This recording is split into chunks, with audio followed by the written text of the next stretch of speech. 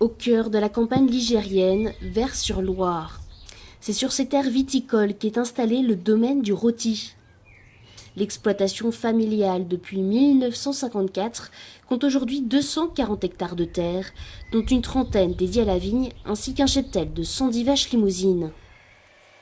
Vincent Bodino a repris la tête du domaine en 2004, rejoint ensuite par son frère Mathieu en 2013. Pour les deux frères, la reprise de l'exploitation familiale était une évidence. On a toujours travaillé avec les parents sur l'exploitation, donc après j'y ai vite pris goût effectivement, plus la partie viticole peut-être plus que sur la partie agricole. Pour ma part c'était plus intéressant dans le sens où la fabrication du vin m'a toujours passionné.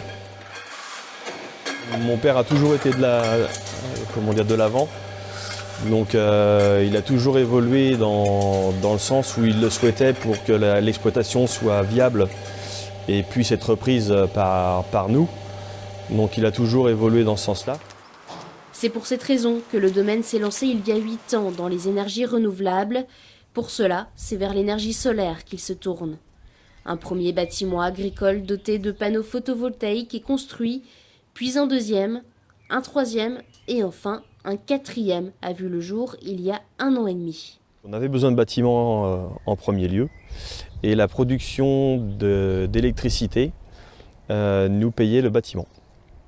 Donc on est parti là-dessus sur des contrats de 15 ans. Donc on a fait le premier bâtiment, on en a fait 2 autres à la suite, 1 an après. Et puis on a refait un 4e parce que du fait justement qu'on a investi dans le transformateur qui était très coûteux. Donc le fait d'avoir fait plusieurs bâtiments nous a diminué le coût sur les centrales. L'objectif nous c'était vraiment que la production d'électricité par bâtiment nous paye le bâtiment. La totalité de l'électricité produite est ainsi directement revendue. Dotés d'une puissance de 100 kW crête, ces bâtiments fournissent entre 200 et 500 foyers en électricité chaque année. Donc ça, c'est les onduleurs qui réceptionnent toutes les données des panneaux photovoltaïques. Donc là, ça c'est la production de ce matin. Là, c'est un peu plus gris, donc là, la production est un peu moins bonne. Non, ça n'a pas été fait, de toute façon, ils sont jamais. C'est ici que Vincent suit l'évolution de la production électrique, accompagné de son père, aujourd'hui à la retraite. En 8 ans, ils ont vu la technologie des panneaux s'améliorer, mais aussi et surtout le prix d'achat du kilowattheure diminuer.